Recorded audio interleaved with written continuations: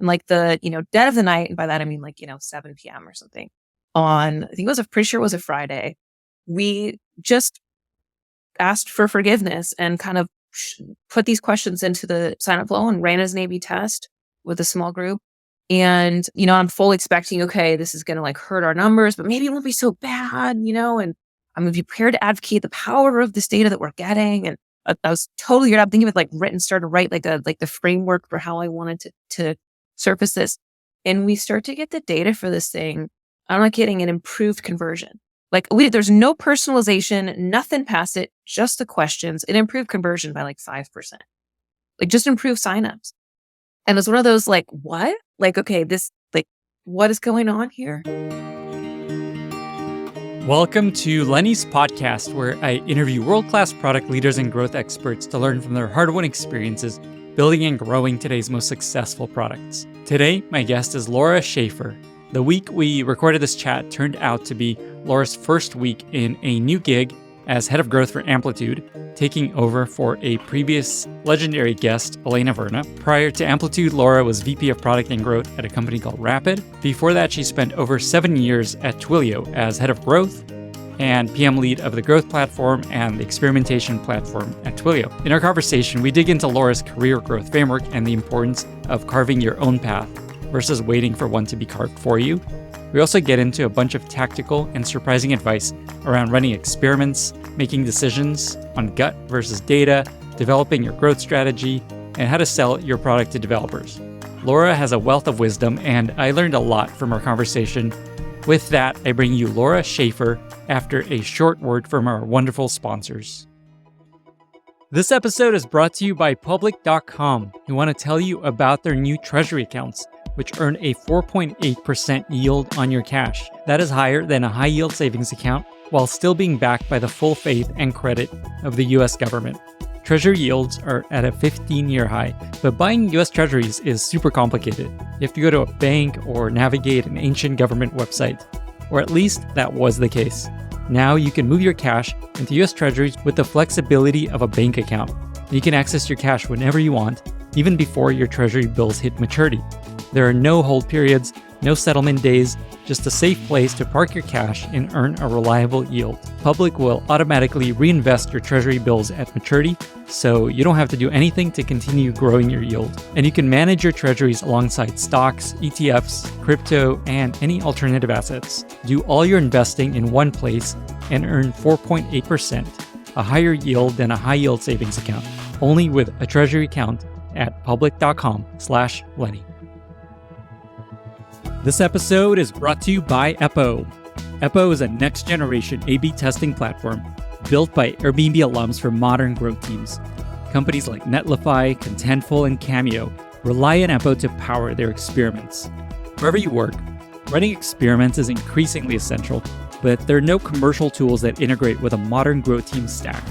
This leads to wasted time building internal tools or trying to run your experiments through a clunky marketing tool. When I was at Airbnb, one of the things that I loved about our experimentation platform was being able to easily slice results by device, by country, and by user stage. Eppo does all that and more, delivering results quickly, avoiding annoying prolonged analytics cycles, and helping you easily get to the root cause of any issue you discover.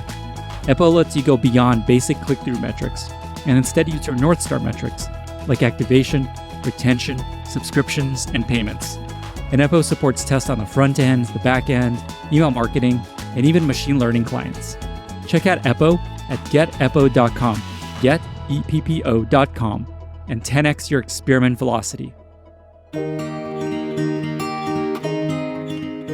Laura, welcome to the podcast. Awesome. Thanks, Lenny. It is so great to be here. Thanks for having me. It's great to have you. So I asked Elena, I'm not even sure how to pronounce her name. Maybe you know. Elena, what is it? You got Elena. it. Okay. I think I've said it wrong all this time. Okay, Elena. So I asked Elena Verna, who's a popular guest on this podcast, who I should have on this podcast, and you were the first person that immediately came to mind. And so I'm really excited that we're doing this and that you agreed to be on. Well, she's the best, and I'm really happy that she referred me because I'm just stoked to be here. So thanks for listening to her guidance. Absolutely. And it's kind of a cool time to be chatting. You're kind of the newly minted head of growth at Amplitude. And so congrats, first of all.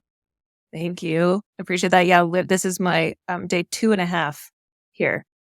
So Wow. very You're a veteran. newly into yeah, right. I love it. Some companies, there's like a little percentage that shows you how many people have joined before you. And I wonder what that percentage already is in Mhm. Amplitude. We had that at Twilio, and I got pretty high up there. After a while, we had like a stack rank in a spreadsheet, and yeah, but it is funny. So wherever wherever that thing exists in Amplitude, I am like right fresh there at the very bottom. So, What was the number you got to Twilio? Do you remember? yeah, no, I was very proud to crack like the top 50. That was like my claim to fame because as people like left, right, you kind of like move up ranks. Right. Yeah, it's So bittersweet. well, yeah, right? It's kind of it's like on one hand, it's like, oh, very cool. I'm like one of the OGs. On the other hand, it's like, oh my gosh, like this person's coming. Like that's a bummer. It's a shift, but I'm excited about it for sure. So you have this new exciting role, and I thought it'd be fun to start to chat about career growth and just how you think about career growth. I know you have a framework of how you think about your own career growth, and clearly it's worked out. So I'm curious to hear about it and see how it could be helpful to folks that are listening. So yeah, can you just tell us about how you think about career growth? Career growth is often right. Like it's definitely not a straight line up, but there's definitely some kind of frameworks and methods that have worked really well for me. And I think to dive into it, it's first good to just talk about the one that I most typically see people use to try to grow their career and why that can be a little problematic, which is that I see most people are, try to work really hard at kind of the job that they have, right? Within the role that they have at a company. Do whatever you can to grow there, show your manager all these things. I've seen people keep spreadsheets of sort of wins. So you can come up with performance reviews, maybe try to get better advocating for yourself, maybe try to get peers to notice or your manager's peers. And that's all good. Like that's all good stuff. But the problem with it is that you're limited to what your manager's ability is to advocate for you, to promote you. And you're also limited by the explicit trajectory of your role at that company and where there's room for that or not at the company. And then often that perception can sometimes be a little bit in contrast to what your perception is, right? And also other things that happen, like your manager leaves and then you kind of have to restart with someone else, right? So the method that I use kind of tries to take that power back a little bit. And something that I learned really early on in my career, I was very lucky to learn by accident, was at a company called Bandwidth, which is like my first kind of quote unquote real job. And, Bandwidth is now a public company and they've done all kinds of crazy, amazing things. But I joined when it was just 50 people and I actually joined in sales. And I was, just hungry to kind of make it succeed and grow and, bright eyes, everything, first kind of real job. But I realized after a few months of being in sales that I was often like repeating the same thing over again, like using the same thing to sell over and over again. And it's like, gosh, like this isn't ideal for the customer because they're going to call me and ask me these questions and wait and get these answers and all this stuff.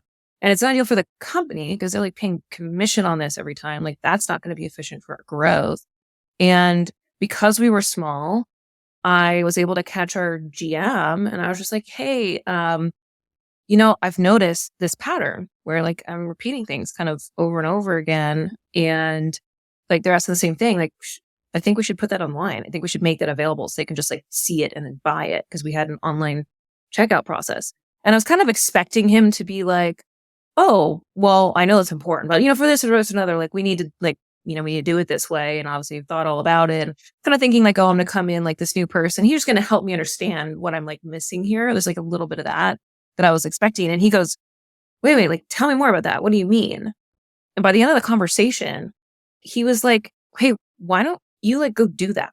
Why don't you go build that like experience? Why don't you put that stuff in a self-serve flow? And we called it e-commerce manager. And it was like kind of growth before there's growth. This is like 2010. And that moved me into a totally new position. And the main learning that I had from that was, which really kind of took life at Twilio, and I absolutely worked for me there. I'm happy to talk about that too. But the core of that learning was your executive team and executive teams at companies are often very sharp, but the nature of their day-to-day just does not link them with customers, right? And that means that over time, especially as a company grows, they often lose access to some of the best insights and, the heartbeat of the people who they're providing value to, in contrast to folks that are closer to the problem. And so that means that your superpower is in really pulling those insights in and bringing them to life, staying close to the customer. There's not a single leader or executive that isn't going to be stoked to hear about valuable customer insights that highlight problems they might not be seeing. And there's a lot of those. So especially, when they align to North Star metrics, those ones are sort of the powerful ones.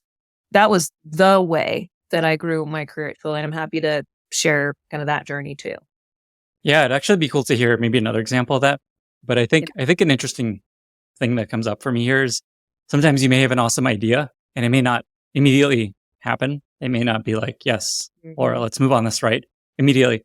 And I think it's important to just recognize like they're not going to follow all your ideas, Right. but they're always looking for better ideas. And they, like to your point, they may not have the information that will lead to an idea that you will have because you're like on the ground dealing with real problems day to day. So I think it's important to recognize you're not going to always get your way, and that's normal. Yeah, totally. And right. And it's kind of about like almost like building up your individual like brand a little bit. And I think one of the most powerful and accessible ways to do that is learning about your customers. There's always those people at companies who's like, oh, well, I mean, she just knows our customers or he just knows our customers. They just know our customers. Like they just know. And it's like, well, how? They just know. Like, let's ask that person. Let's get their feedback. And those people often have a good amount of kind of brand recognition and power within the company. And they're often thought of when the company needs to do something new or different, or, if someone is, hiring, maybe they're thinking about that person for like a cross team thing. So it's one of the ways that you can kind of build that brand. And again, I think it's a sweet spot because it's something that is very valuable to everyone, all the way up to the most senior leaders, which we can talk about here in a minute. And so it's going to be valuable for you and a valuable tool kind of no matter where you're at in your career. And yeah, it's not always an immediate payoff, but it often does give you a trajectory outside of just your role and just your manager. It gives you something a little bit broader. So maybe a simple way of describing to kind of mirror back what you're saying is kind of carve your own path. Don't necessarily assume your managers will give you the path that makes most sense for you or even give you the biggest opportunity. Just like propose, hey, I think this might be a better opportunity and I'd love to pursue it. I'd love to hear the Twilio example if that's generally. Yeah. So I actually when I joined Twilio, there was no growth team at all, like not even a breath of it. I joined in product marketing and I was leading our product marketing for our messaging lines. And, but I followed the same guy that I just mentioned. I made it my own kind of personal policy to like, hey, I'm going to do my job and I'm going to do well and keep notes of things I'm doing well and all that kind of stuff because it's good. But I'm also going to get to know our customers and I'm going to get to know our customers really well. I'm going to pay attention when I'm connecting with them, not just about the space I'm in, but just broadly, what are some of the pain points and things they're articulating that are relevant to the business and what we're trying to get done. And one of the things that came up was that users were struggling and folks were struggling to get started and use Twilio. And that contrasted so deeply to some of the things that our executive team was saying and had high conviction and our company had high conviction, which is that Twilio was so easy to use. In fact, it was like top 3 things about Twilio that we were really trying to get out of their brand. We're so easy. Developers love us. They say we're so easy. And there's always like, there were tweets coming all the time, like, developers saying like, oh my gosh, like they got started in a couple minutes. So there's all these things that kind of made that compound and made that conviction stick. But as I was talking to customers, I was hearing a very different story and it made sense as we were penetrating new markets, adding more products, we were adding complexity and we were pulling in folks who were a little bit less motivated. And those things contributed to people saying, this is difficult. And so, at the time, this wasn't a, 50 person where I could just kind of go to the floor and like go to someone and be like, hey, like there's this thing I heard about, like, I think we should do something about it. But there was another tactic that I could take. And I just started sharing a voice of the customer report. I just started sharing my insights, started writing them down and just sharing them. And it became this kind of digest. And eventually people were like, hey, can you share it with me? Can you share it with me? Can it be on your list? Can you share it with me? And this was in like a few months of me joining. I was doing this. And then that turned into, hey, you should like host a quarterly voice of the customer session for all of the product. Right. And this was a request that was coming from some of the senior leaders at the company. And when our Jeff Lawson, who's our CEO at the time, heard about it, he started attending too. So now in the session, I started pulling in other people's insights too, right? Because these were, now that I had a forum for this, I could kind of do that. And have people send that to me and I could compile it and all of these things. And so then, this kind of established me as that person who knows about the customer, even after short tenure. And then, when, came time to do annual planning that year, and I joined in 2014 at the end, so this is 2015, I pitched this idea. Hey, we think that it's easy. It is not. Here's data that I have, the information that I have. And I think that we need to start a growth team here, and that needs to be a core focus. And I was able to bring in a really critical, kind of partner to that, and other folks who could support that, because I built up some of that trust. So by the time I was making that pitch, I had someone like, Andre Crow, who was like the seventh hire at Twilio and got to like number 3 on that spreadsheet or whatever, who was really close to their CEO, being like, yeah, like we desperately need this. I'm seeing this. He led website. He basically created the Twilio brand, and he like led all the website stuff. And he's like, yeah, we definitely need this. So not only did I have that kind of a little bit of trust right from the executive team, but I also had folks who were just trusted on their own, advocating and supporting this that I was doing. And so it was approved with like just almost very easily. I mean, I put stuff together for it, but it was, kind of the meeting before the meeting had already been done by those other things. So it helped me create the engineering growth product team at Twilio. I love just how proactive your advice is here. There's a lot of people that don't do well and then just like, oh, I never had the opportunity, or I kind of got looked over all this time. And I love that there's all this just like, here's things you can be doing to get in front of people, to provide value, to just create opportunity for yourself. Any other advice along the lines of just like, here's the kind of things you could do for yourself versus waiting for someone to come and give you opportunity? Yeah, I mean, I think that's the most easily actionable, because to do all of our jobs, we need to know customers. Like, we need to know about customer insights, product we need to know, but then also customer facing teams, especially those that want to crack into product. Your insights are extremely valuable. You're talking to customers every day. You know more about their problems and their pain than a lot of other people do. And so, that is by far and away to me the most powerful and accessible one by anyone in any role in any space. But, I'll also say that, that broader concept of just, hey, like there's things that and things of value that that others can benefit from at your company, and building your brand as someone that is supportive, smart, creative, able to solve problems, make sure that you're sharing that, right? And so, maybe you're really freaking good at communicating with brevity. I suck at that, by the way. So like, more power to anyone that can do that. I'm actively working on it.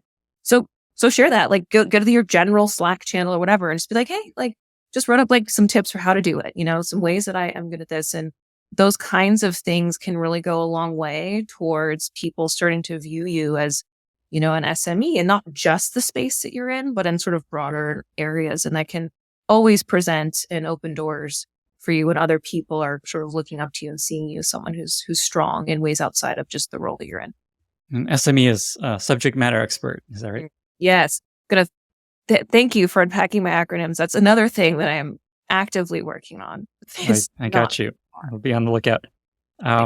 Maybe one last question along these lines is, do you have any advice for framing the proposal, framing an opportunity to, your manager, higher ups that you see has worked best broadly? Yeah. So and one thing I want to say too is, like, with this stuff, I don't think that it necessarily does go like counter to what your manager is doing. It's more like supporting them, like, right? Like, I've done this kind of stuff and then it's helped my manager promote me, right? So it's not necessarily, oh, we'll do this if your manager is like failing you, or they, are not supporting you, or they can't support you. It's more like, do this because this is going to be an accelerator for yourself, irrespective of your manager. But then also it'll be an accelerator for your manager in supporting you. Because one of the things that, it comes into play a lot when managers are figuring out promotions and doing those things is like, they'll sit in a room, often calibrations and, with a bunch of people. And it makes it a lot easier when those people have had some kind of access or exposure or whatever to you in a positive light. So these things can all run,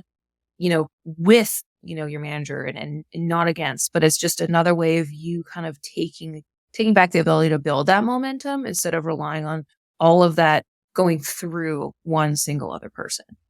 What I like about your second example is you just did it. You just started doing that kind of report for the company. It wasn't like, hey, I have a proposal. Here's what I think we should do. Should we do it? Exactly. It's just like, yeah, just do it. Yeah, like ungate your knowledge, I think is the buzzword that I'm hearing, right? And you could do that I've heard within that. your I think that's an Elena-ism. Like we'll see if Mm. we can how many times we can bring her up. But right, it's just, like you can do that within your own, company. Like everybody is skilled at things that they aren't, explicit to their role or their space. And I think that ungating that opens opportunities. And if you're not sure, then go to my favorite go-to, which is talk to customers, get insights. Those are incredibly valuable. So rarely do people share those when they find them. So be the person that does that.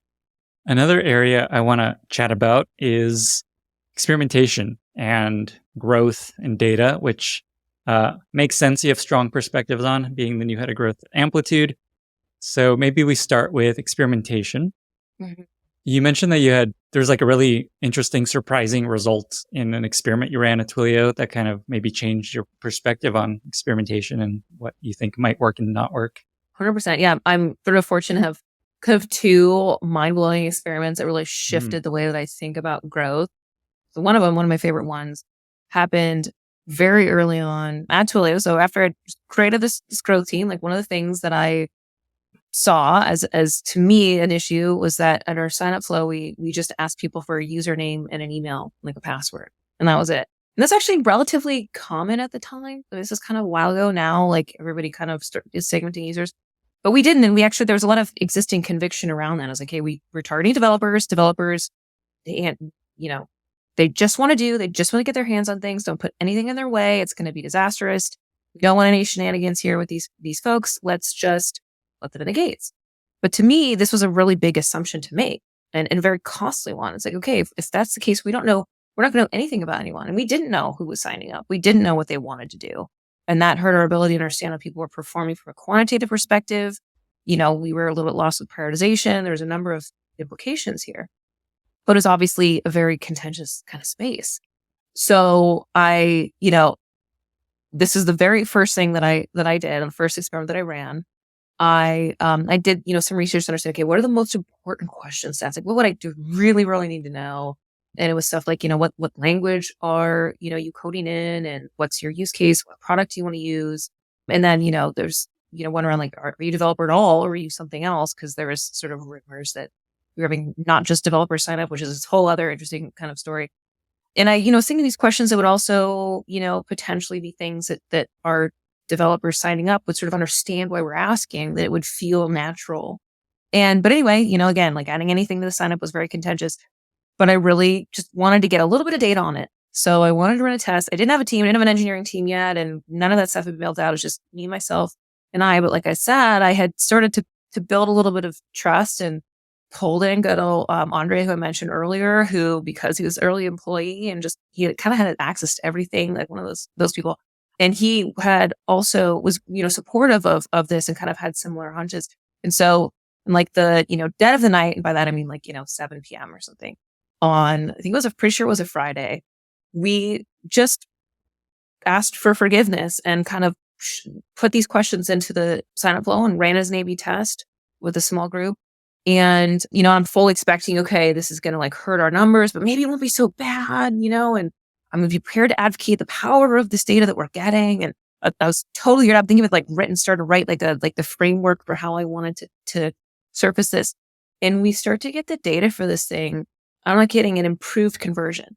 Like there's no personalization, nothing past it, just the questions. It improved conversion by like 5%, like just improved signups. And it's one of those like, what? Like, okay, this, like, what is going on here? And I actually dug into it. And what I found from just talking to a few customers who went through the flow and just like learning about how they felt about it, it was actually, for folks, it was like comforting. When you think about it, when users are signing up for your product for the very first time, like it's new, right? This is new. That means it's scary. They're expecting it to be difficult. They're anticipating that there's going to be friction and challenges, and then that they're not going to figure it out. They're almost like looking for the bogeyman, right? And that's the headspace. It's often the headspace that any of us are in when we're doing something new for the first time. Like, oh, could be very challenging. And so by putting in these questions, it's like, what's your language? It's like, oh, like I do. I code in JavaScript and I can select that. well, that's something I'm comfortable with. That would make my journey easier. Like, yeah, bingo. Oh, and you're, that's my use case. Okay. Like I'm in the right place here. Like, it was actually giving folks something comforting and challenging the notion that this was going to be difficult, just the questions, because it was aligning to some of the things that they were organically thinking about, which is, what if they don't support my language? Or like, can I even do this use case I want to do? And so it was just a really interesting, the takeaway for me for this, like the really interesting takeaway was the psyche of the user is so, so critical, right? Like that's just as important as understanding your product and like the broader like market you're applying to and all those things. Like just the psyche of users, new people doing things for the first time in your user flow, like understanding that is powerful. And the simple, like kitschy thing I say is that, ultimately the learning here was bad friction is bad and good friction is good, right? There's no such thing as it being simple as just all friction is bad, which is sort of kind of what I had assumed going into this. I love that you were new to Twilio and you just YOLO'd an experiment to production. YOLO'd. That's Yeah. it's a big move. It ended up being like very, very helpful for everyone. I, shared the insights from it and like all these things and shared the data. And it drove conversion. But for sure, like, use such, processes with caution, for sure. Yeah. I love it. The right way to do amazing. not like advocating for the engineers here is the right way to make any changes in production is, through or with the approval of engineering. But it was the right move overall and definitely helped business. Right. So, I love it. No, it's great. I like that move. I think we need more of that probably. I want to dig into so what is it you changed? You added how many questions and then what were the questions? There was a question around like, what language are you coding in? And then as an option to that, it was like, oh, like I'm actually not coding. Like I'm not a developer. Like, so that was, for us, it actually gave us two really, really interesting data points. One was like, how many developers versus people who are not coding or in our flow. And then what language are they coding, which was massively helpful, not just for like growth and onboarding, but like our documentation team, docs team, figuring out like what we should, that ended up being a critical way for us to gauge trends over time and catch things before like, whatever, reports would come out at the end of the year or what people are doing, we could start to see it. And then also product. What product are you interested in using? That was very critical for knowing kind of the basics of how to organize someone's onboarding, right? Are you doing SMS? Are you doing voice? Two-way one, whatever. And then use case. In use cases, like, are you doing appointment reminders or are you doing like a, auto responder or are you doing anonymous communications, like for a dating app or something, right? So those were the very first questions. Wow. Okay. So it was like four drop-down questions and that increased conversion. I love these examples where friction and increased conversion. Like there's so few of them, like you hear about this could work and it's rare. And so what did you take away? Like what's the pattern you took from this? Like there's the idea it's good friction, but is there something that you're like, here's what is a sign of this is going to be good friction? This still alleviated a problem. It alleviated the problem they had where they were coming in and worried that it was going to be difficult or that they weren't going to be able to figure it out. They weren't going to be able to get their footing. And I'd say that that's not unique to Twilio. That's something that I think users experience at any front door, at any company, any sign up, beginning of the sign up flow. It's like, here we go, right? Like buckling up, especially when, it's in a work context and, there might be extra pressure on you to succeed or, for you to make an accurate assessment, right? So you're just kind of, I think that psyche of like, okay, am I like in the right place? Is this going to do what I need it to do? Like, can I figure it out? Am I capable? Like these are extremely common things for people to feel when they're signing up. And so, certainly, that I think can carry it to any place. I'd encourage absolutely everybody to be putting those kind of experiences within their early onboarding, not just, for you selfishly so you can learn and segment them appropriately, but also so the user can feel more confident as they get going, like, hey, I'm in the right place. This is going to do what I need to do. But I think that the carryover there is just the psyche of the user, right? And just being so aware that it's not so cookie cutter as what is the problem my market experiences and what can my product do to help them? There's also this other thing in the room, which is so important to people's success and their ability to succeed with your products and your self-serve experiences, which is what is the mentality and the psyche of the person at the various stages in your journey? And if you're if you're not incorporating that or addressing that, you will absolutely miss things, or things will fail and you'll be very confused as to why. We had a great experiment that I'm happy to talk about Yeah. where like same concept, but totally different situation, which is later, in onboarding, one of the things that we tried to do over time to make Twilio less complex was to offer steps. Like, see these a lot in onboarding, like, welcome, step 1, like, here's what we want to build. Great. We all know that now. Okay. Step 1, go do this thing. Step 2, go to this thing. 3, this thing. 4, this thing. 5, bam, you're live. Congratulations. Aha. All these things. So, we shipped that, got that out there, and I was like, man, it was like it improved conversion, but it wasn't like that great. It's like, man, like we went from like there being like absolutely nothing, like choose your own adventure, figure it out, go figure it out, good luck, to this kind of prescriptive thing, and it like wasn't converting as well. And, sort of talked to some users, and there wasn't anything particularly obvious that was coming out as to like what the issue was. It was like, oh yeah, like I do step 1. And we did like mocks with the people, like, okay, now I do step 2. But there was one thing that like I was hearing that was coming out that was like, feels like something. And that was that the telephone number, the telecom part, developers, when they were coming into Twilio, it was like things that were familiar to them, APIs, the language they're coding in, code samples, documentation, things that like the bogeyman, right? The things that would like psychologically trip them up, telecom, phone numbers, things that like, these things that just were completely out of the zone of anything that they'd ever worked with before, especially, earlier on in Twilio's journey. But even now, right? Telecom's very different beast for most developers. And guess what was step 1? Get a phone number, because that's step 1. Anytime that anyone's trying to teach someone how to use Twilio, like one-on-one, they're always going to sit down next to me like, okay, like here, we're going to go get a phone number and configure it. And that's what anyone every time will do. However, in a self-serve experience, when you don't have that safe person sitting next to you being like, don't worry, it's going to be okay. I'm going to take you through this crazy telecom journey. They're on their own with that psyche, telling them like, oh my God, telecom? Well, I can't do that. That sounds scary. Like getting a phone number configured, like, whoa, I'm out of my depth, right? And so what did we do to test this out? Like test out whether that was the issue. Actually, and it's first for the MVP, they kicked them out of the portal entirely and put them into a docs page where we could kind of manufacture an experience where the first thing they saw was code, and they're in the docs, safe place, the language that they're coding in, and then like snuck in there was like, oh, get a phone number, like let's go configure it, right? Not as like step 1, not as like the leading thing, but sort of embedded. And the analogy I have for this is like pill in the hot dog. So like if anyone ever has, if anyone's got a dog or an animal that you have to feed a pill to, it's like, you can't just feed the pill to the animal. It's never going to happen. But if you shove it inside of a hot dog, which like looks good and that's exciting, then you can get them to consume it more easily. And Yeah, so we do peanut butter. That's our move. Yeah, exactly. Right. Yeah. Hot dog, peanut butter, all that, right? You kind of bury it, right? You embed the like scary, unpleasant thing. And so that's what we did with the phone number stuff, that telecom stuff.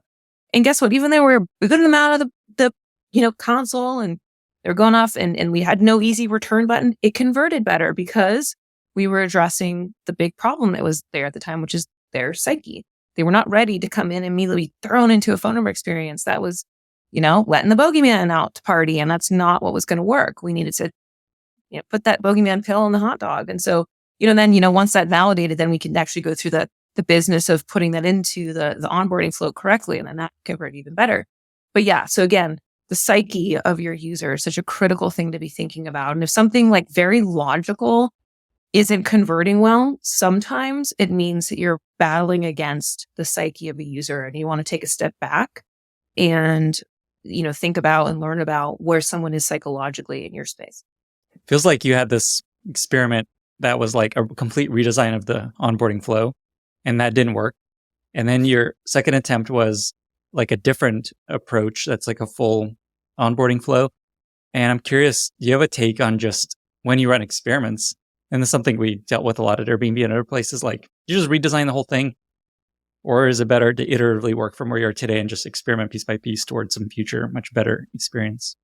Here's what I would say to this is that from a high level, it's always going to be better to be iterative. And the reason that it's better is that roughly 80% of the times, errors in the time, our hypotheses and the things that we believe will be true are, and this is like amazing. I mean, there's an amazing article out there. I'm happy to share with you. So you can put it in the show notes. Yeah, absolutely. That really takes a scientific approach to proving that out. Companies like Netflix and Microsoft, there's over and over again, 80+%. Some companies say 90% of things fail. And so when the closer you get to something that is, you kind of go bury your head in the sand or go into an attic and build something for 6 months and ship it, the more likely it is that you are going to ship the 80% wrong stuff, right?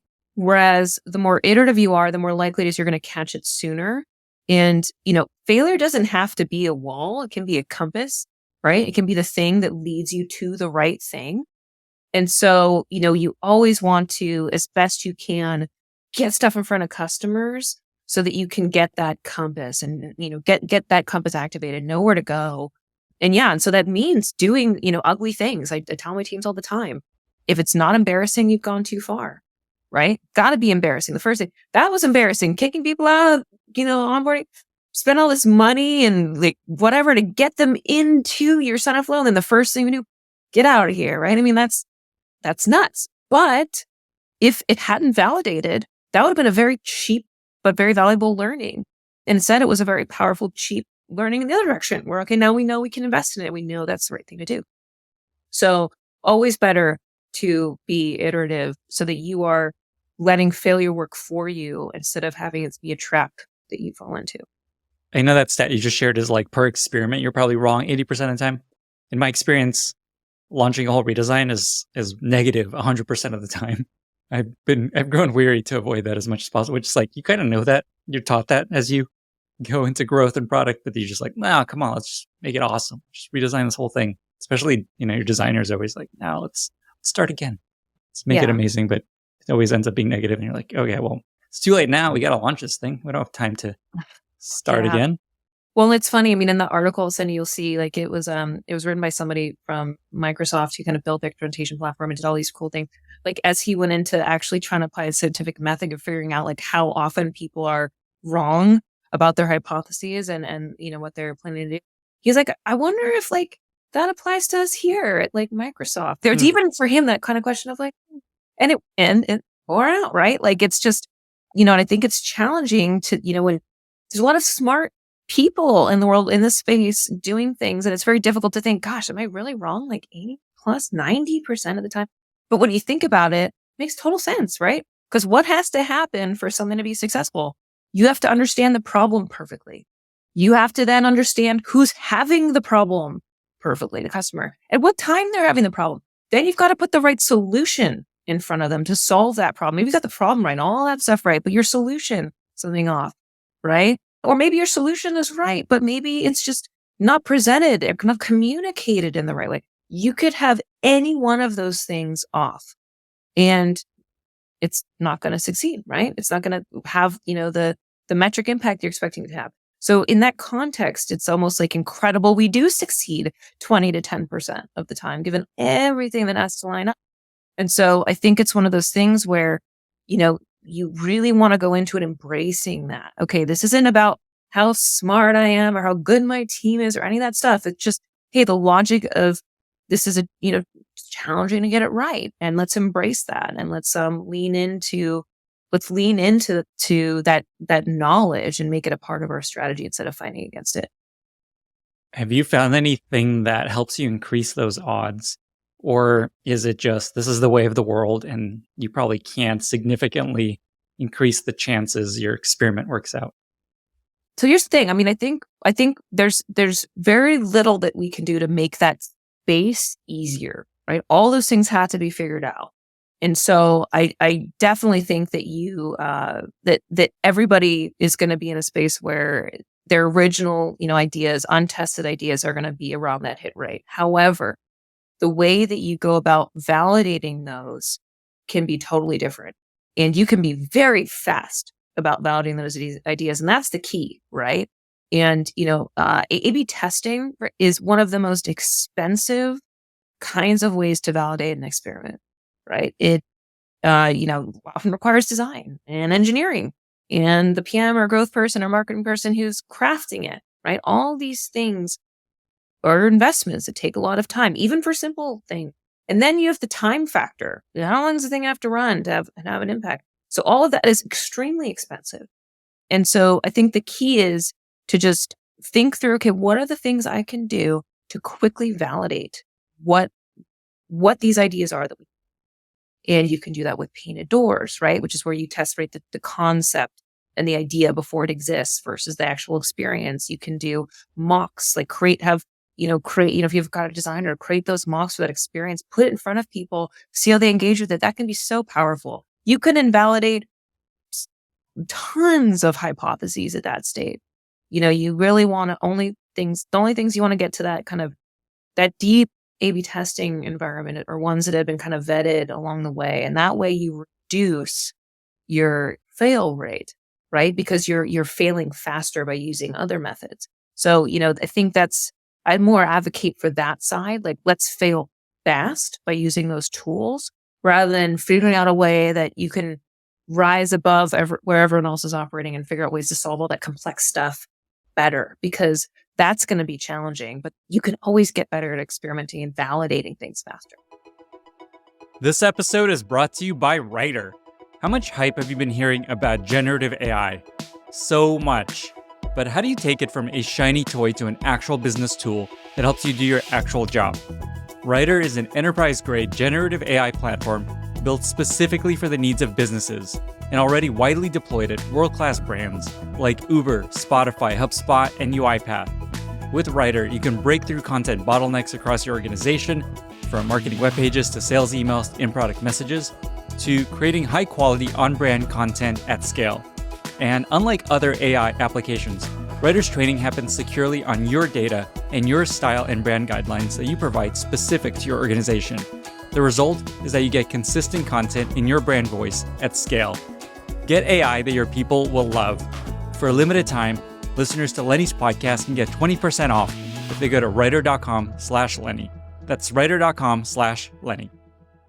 Where do you find the best ideas come from for driving meaningful lift? Like, is it gut, instinct type and experience bucket, or is it data telling you like, hey, here's a huge opportunity in your experience?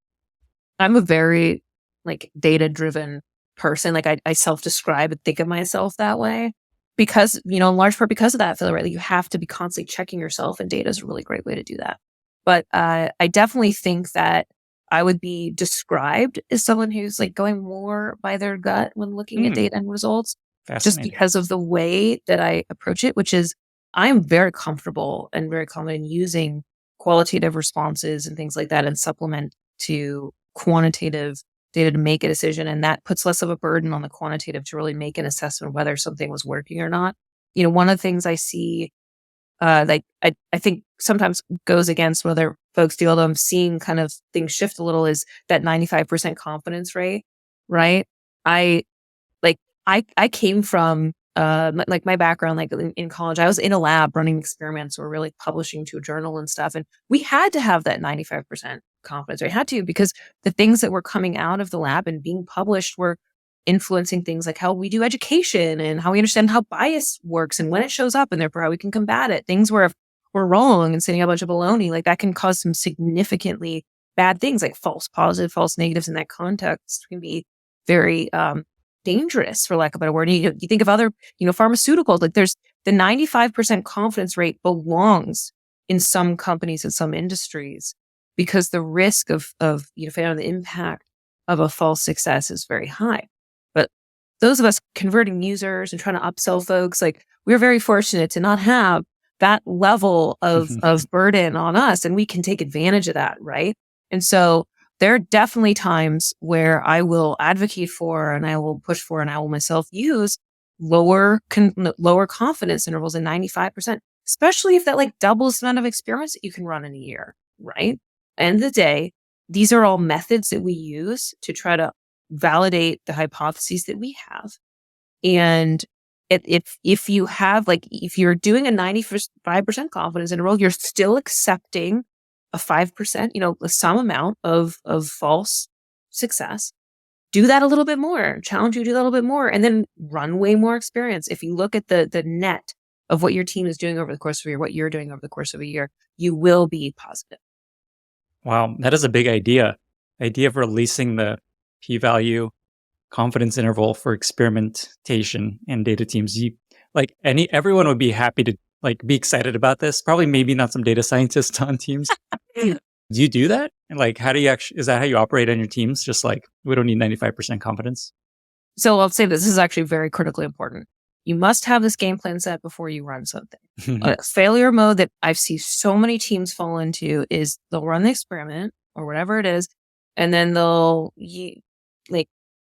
make the data fit the hypothesis, right? Yeah. Or sometimes they'll go in without a hypothesis and just be like, this is going to do better things for our metrics, but not a core reason as to why or what exactly are we testing here.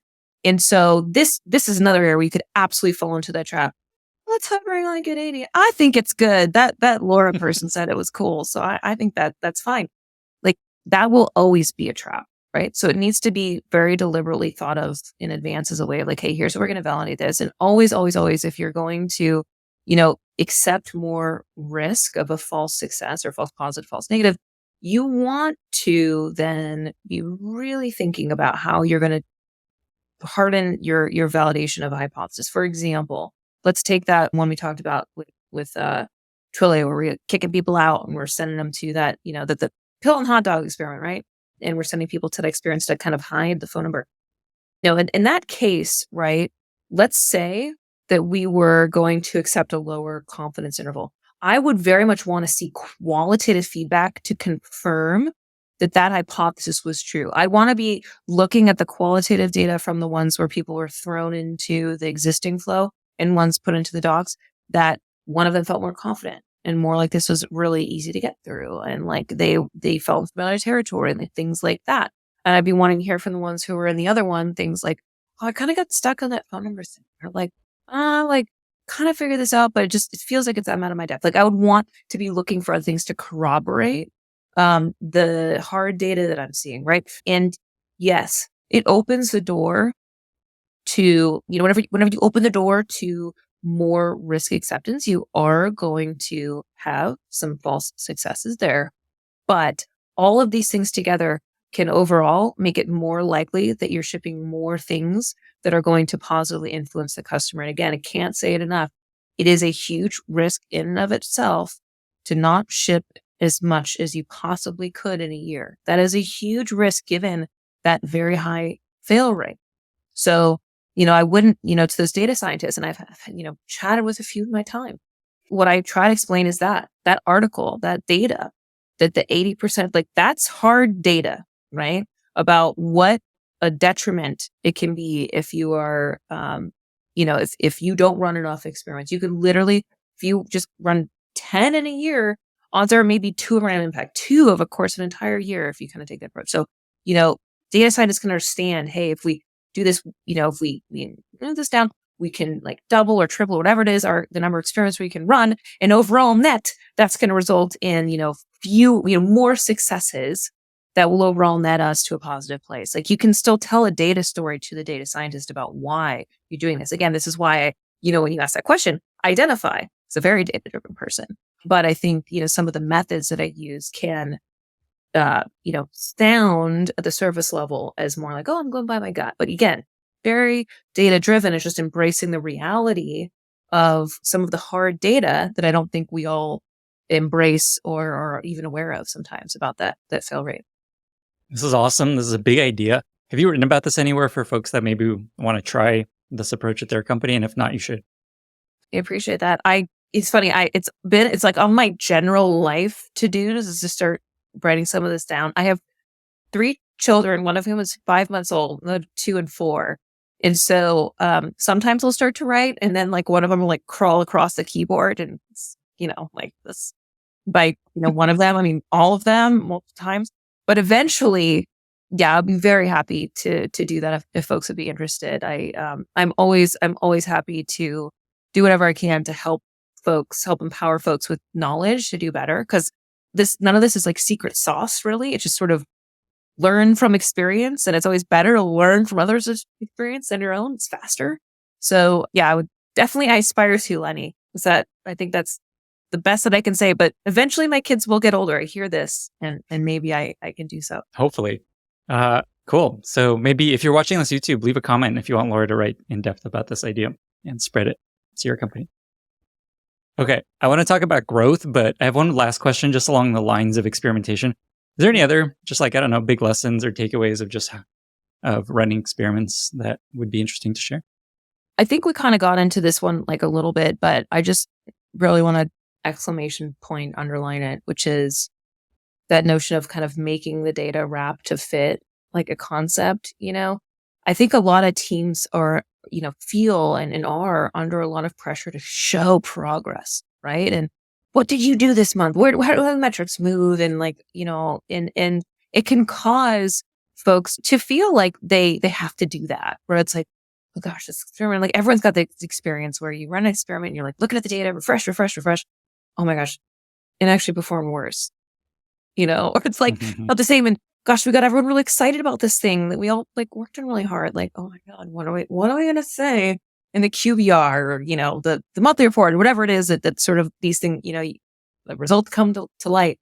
And to this, I'd say this, that it's incredibly important for growth teams to educate out and for folks outside of growth and leading growth, especially to understand that the best way for a growth team to succeed, the only way really for them to succeed is to embrace the fact that they're there to validate, to understand what the biggest opportunities are and to go after them. And that is not something that can be done on a weekly timeline, sometimes even a monthly, depending on the space you're in and what's known and unknown. And so any growth team that's beholden to short timeline wins and improvement is always going to be dangerous. That's an environment that's conducive to vanity metric usage and massaging the data to fit. And ones that are more successful are ones that are reporting over longer periods of time. Because any growth team given enough time to kind of fail enough times to learn the right thing to do is absolutely going to show success, real success, right? Like not that, okay, we're going to make this data fit, but like real moving the metric success. And so definitely, educating out. If you find yourself in a position where you are beholden to that, share that 80% fail rate, like just math, statistics, data, like that is not, you cannot be successful in an environment, but over time you can be. And so, that's one thing I definitely would draw on. And that I end up spending a decent amount of my pie chart at Twilio and then also at Rapid where I was after that. And I'm sure I'll spend some time at Amplitude as well, just helping folks kind of understand what is the healthiest ecosystem, most powerful ecosystem for a growth team to operate in. And time and expectations over time is a big part of that. When you say pie chart, it's like the pie chart of your time. Like a big chunk of your time goes to this. That's awesome. I like that. I use pie charts a lot to describe that same idea. Just to be a little more concrete there, what is the time frame you think is the minimum for a growth team to be thinking across? I think it's good, especially for newer teams, but even teams in general, commit to something that you can kind of do over the course of a year. And, low, medium, high, right, is always helpful in that space. I mean, a lot of times, by that? By low, medium, high? Low, medium, high, more like, hey, we've got a few bets that we have or a few core hypotheses. And if they take off, that's going to be our high bucket. Like, wow, like we think these things could be kind of lightning on a bottle here. But they could also be, a bunch of vapor mist. So, but until we run it, we're not going to know. And if those bear out though, then that's our high. And hey, we've got a few things that we think are safer, maybe it was sort of validated a bit in the previous year or what have you. And, these looking at the metric system out. So it's helpful to give people though that construct, right? It deviates from it, very hard deviates from this notion of like, here's the single number that we're going to hit, right? Just things that help people kind of understand that space a little bit better and what to expect.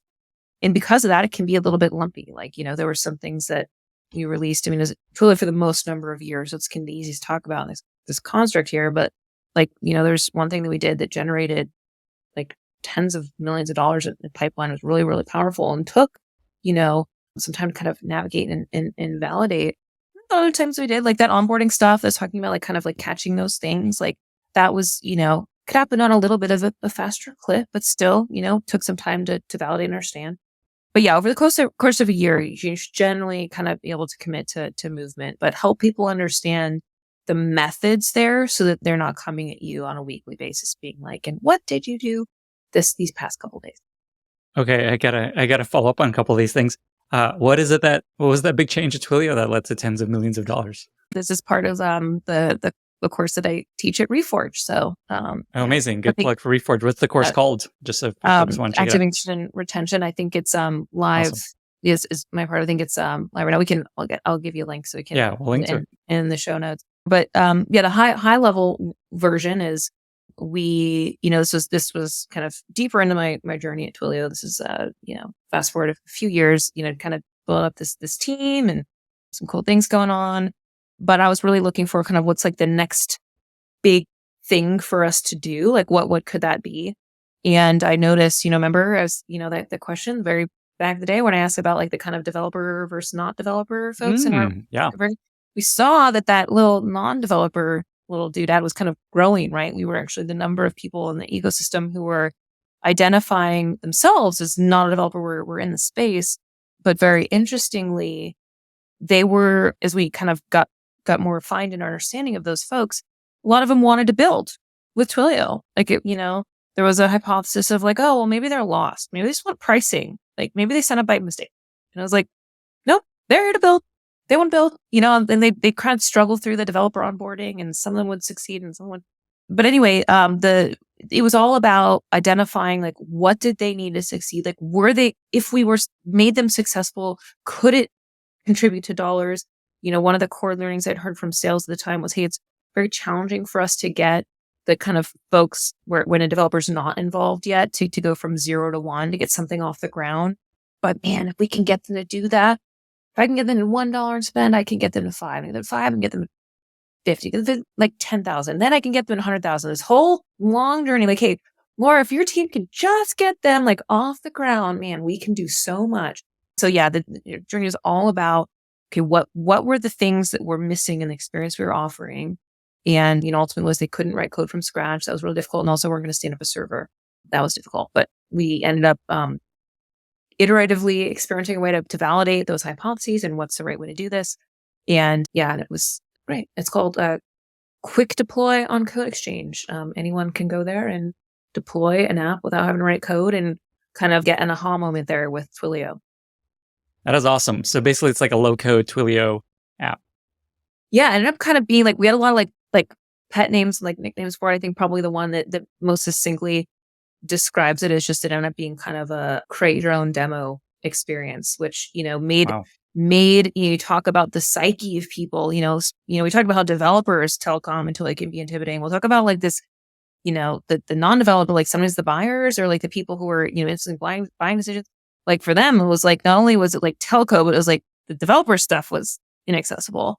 But they still wanted to, jump in and they wanted to have that experience. And so this was a way for us to give them momentum, give them confidence. Well, geez, if I can get this running my development team, definitely do it, right?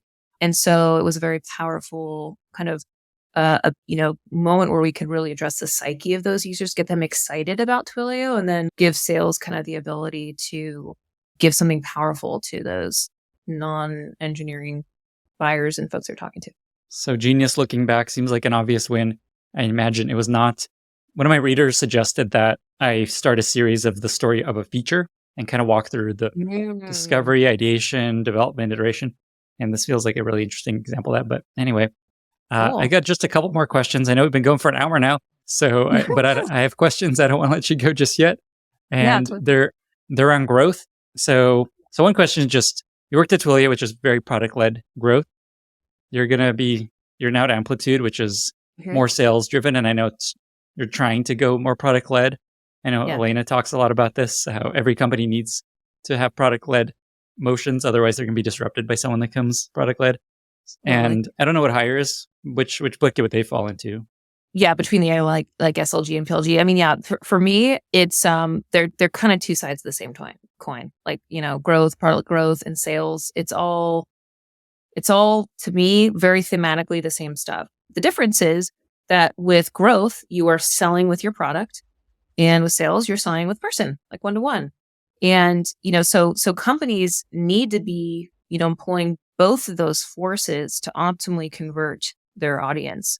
We're in a world where people are expecting both. They're expecting to be sold by your product and sold at the enterprise level in large companies by a human being that's going to listen to their specific needs and really break it out for them.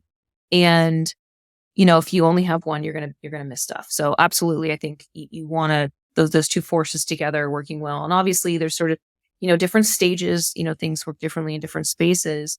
But I think when it comes to Amplitude, I think there's a huge, opportunity here. I think the key is, and that the challenge, for companies that have done like the sales thing and are trying to crack into the PLG thing is, really comes down to how you fundamentally are approaching that space. And again, your users and, the where they're at and the psyche of where they're at.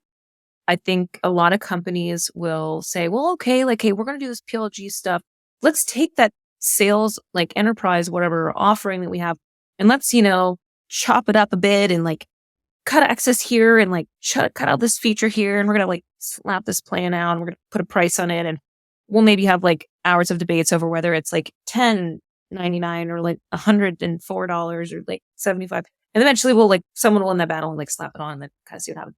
And anyway, the discussion and the focus is a lot around the product. What are we going to do with this product? How are we going to crack it open and shift it and give it to these, people, these users, these visitors?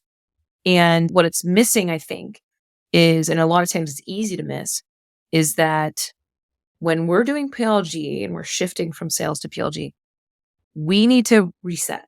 We need to recognize that, again, this is sales via the product. What do you do what does a good sales rep do when they're engaging? They understand what the problem is of the person in the space they're talking to. So we need the same thing here. What are the unique problems of people who are coming into our self-serve space? And I think, when it comes to a company like Amplitude, you're, a lot of the folks that will be kind of looking to address via the PLG motion, there's a number of things we want to achieve there, but one of the primary things is to kind of tap into the SMB market and really give them a really, startups and give them a space to land and to grow. And, you have to think, like, what are the challenges and unique problems that they have? Because we're going to be using our product to kind of sell to them. We need to meet them where they're at with the problems that they've got. And I think one of the things that I've observed from being in all these startups and, advising some startups is I very rarely, I don't think I've ever come across a startup where they have like the right number of analysts for their needs. In fact, a lot of them like don't have any. And so what that means is that the CEO is, being an analyst to create their dashboards for the board. And, the product manager is like being an analyst to figure out like what the heck's going on and creating the reports for their product. And that's happening all over the place, is that people are in their roles and they have to be an analyst too. And I think that that's a problem that especially, younger companies and early stage companies have. And so when they're, coming back to their psyche, what are they caring about? What are they thinking about when they're signing up for a product analytic product or something? They're looking for something that's going to help them feel reassured that they're going to be able to actually get to the bottom of the right metrics, create the reports that show things the right way. What's the best way to show churn? There's got to be a best way. Like, so many people are doing it. Guess what? Yes, there are some really good ways to do it. And there are some really successful, ways to set up dashboards for the board. People have done that too. Like, there's a lot of that knowledge that exists and a lot of those templates and frameworks that exist. Benchmarking. Are these numbers even good? Right. And so one of the hypotheses that I have is that, if we take that perspective and we understand, that is the problem, that there's a number of things that we can do to really change the way that self-serve experience works to help convert people and show them how Amplitude can make them kind of that powerful. But the thing that I think sticks across all companies, not just Amplitude making the shift, is just that when you're doing this, do not think this is a copy paste, but like chop it for parts thing. Don't start with your product when you're building out your strategy. Start with your customers, your users, your prospects, your people who are going to be coming into your self-serve flow. Make sure you're understanding how their problems differ, because they do, from the people that you're addressing at the sales-led side. And then make sure that you're orienting your experience and product around those people. It's interesting that you almost have to kind of start again as a product company, as a product. Yeah, because may need to solve completely different problems that eventually lead to the same place. But it's interesting what you're saying, that you may end up targeting like analysts or PMs, or I know Amplitude has always focused on PMs, but Yeah, and it's right. And there's always, the nice thing about it is it's, in some ways it does feel like you're starting fresh, because you do need to kind of start with the customer again and like what's their problem.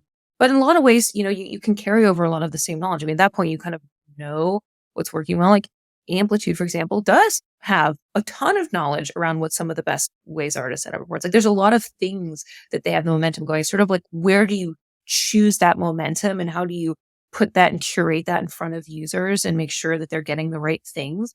So there's a ton of momentum already there. It's just a little bit about harnessing it and understanding like, yeah, where are the gaps? Because there are going to be gaps.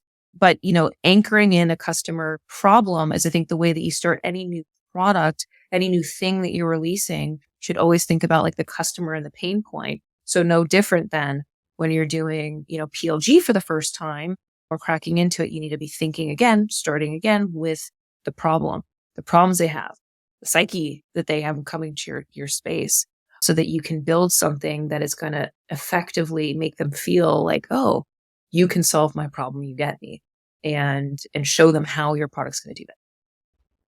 Final question, and this is around developers. You worked at Twilio. Obviously, Twilio sold to developers. Yeah. I think Rapid, where you worked right before Amplitude, also sold to developers.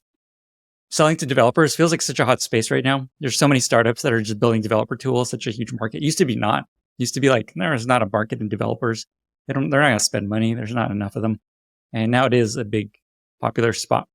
And so I'm curious, what have you learned about building a startup and a product that sells to developers? I imagine a lot of founders building sorts of tools would be really curious.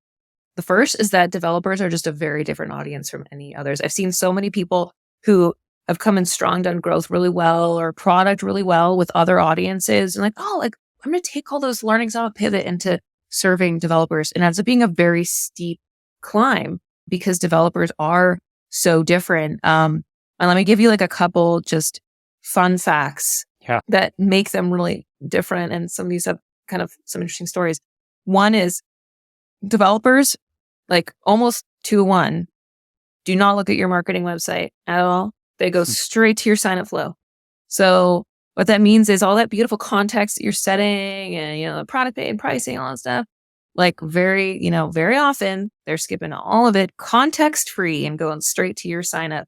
And so anything that is not that, anytime you make an assumption like, oh, well, they probably know this coming in to sign up, or like, well, we don't need to include that's on the marketing website. Like none of that's going to apply to this group of people. They are like, they're there. They're looking to do I describe them, like the analogy I have for this group is like they're the IKEA buyers who, when the IKEA package comes, they're not opening up the instruction manual and reading it and then starting to go through. They're in there tearing open the bags and starting to like pull the pieces together and trying to build it, right?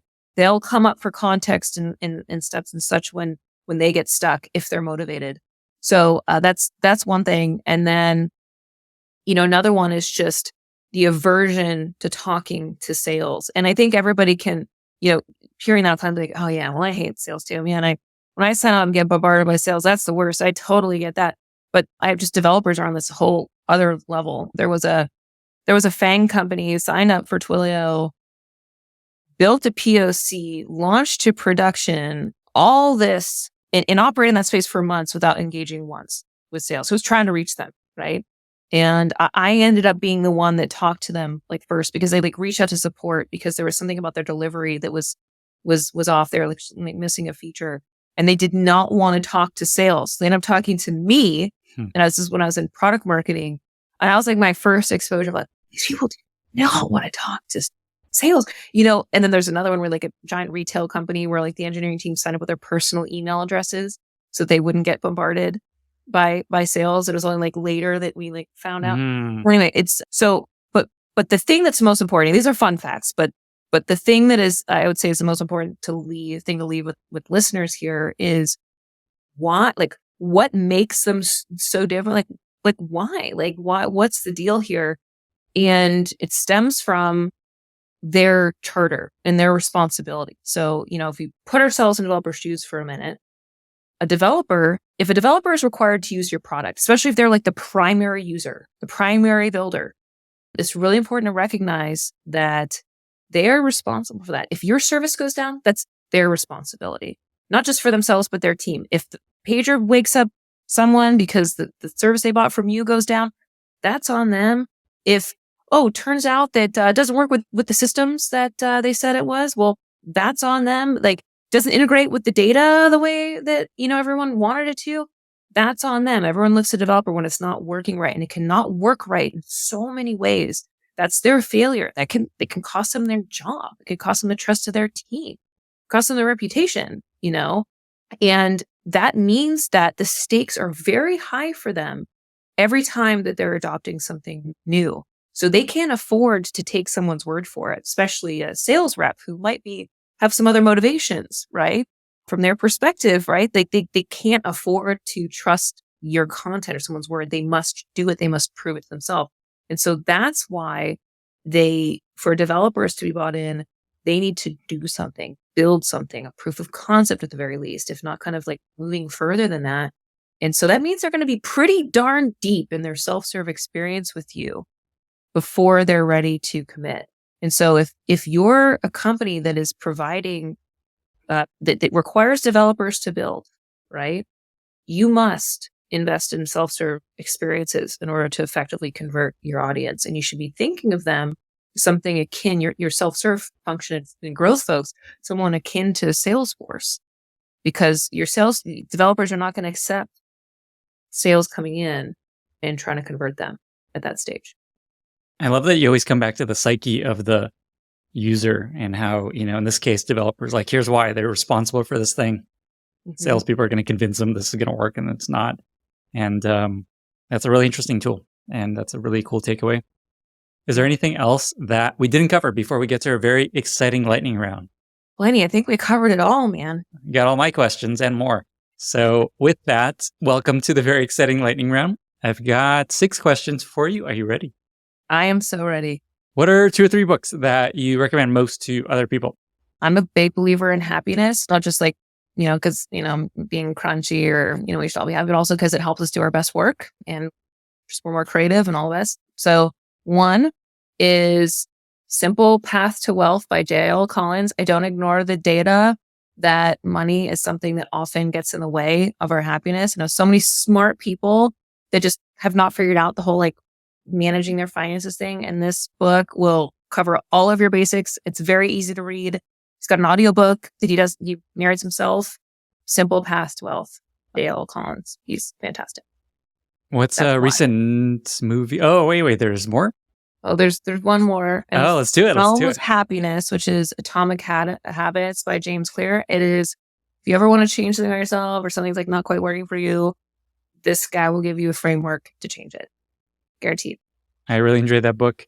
That guy's killing it. He was on Tim Ferriss. He had a great interview. Folks that don't want to read it, they can listen to that. There's a lot of cool tips there. Favorite recent movie or TV show?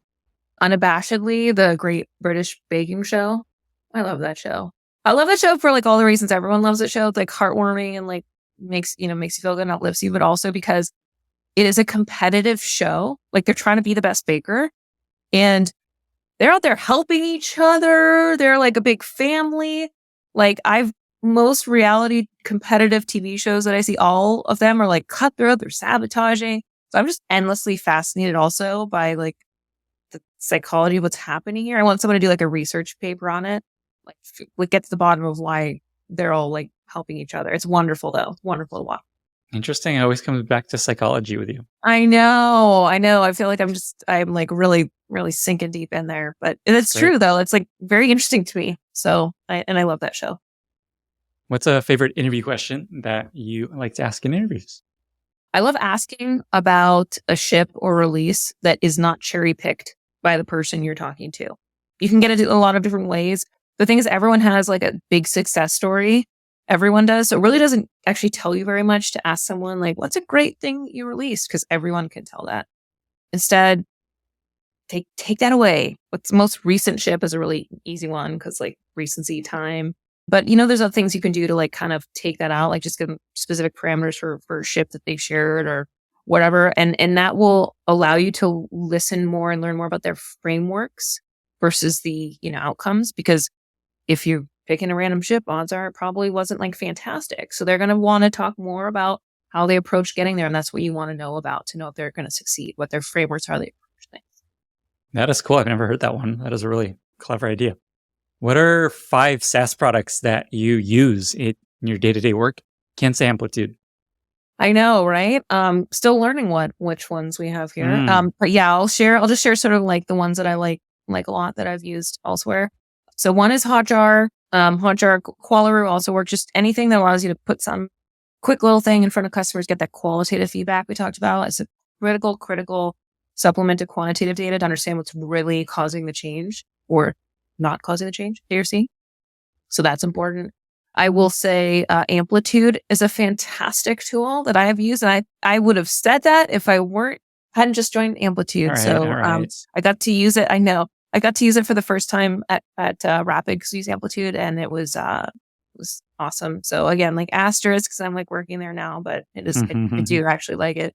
And Slack, it's boring. Everyone says Slack, but I just have to hand it to them. It makes life so much easier and just not their way.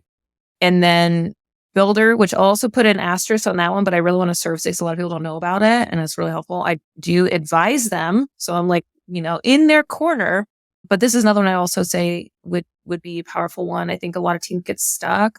They're not able to. They're relying too much on their engineers to make changes. Again, we talk about rapid experimentation, getting things out. And Builder makes it really easy for folks to do that. It's also like a headless, CMS. You can like drag and drop headless CMS. So they do make it easy for non-engineers to make changes. So especially if you're trying to figure out how to get around that 80% bogeyman that I mentioned, this Builder would be a good way. And then, if you want one more, I'll give you Chat GPT, which is really boring. And, everyone's saying that, but I think I'll just say, I don't have any like crazy things to say about it, except that I do think we all need to figure out how we pull that in to our sites. I think people who don't do that are probably going to lose out, or like, smart AI, whatever bots. But that would be it for you, Lenny. But if you ask me in a few months after I've actually been in Amplitude for a bit, I'm sure I'd give you a different answer. That's a good time to plug lennybot.com. Someone and I wrote a newsletter, or Dan Schipper, who created the bot, wrote a newsletter post about how you built this thing. And so you could go ask me questions using the content of my newsletter as answers. And it's very cool. lennybot.com or lennysbot.com.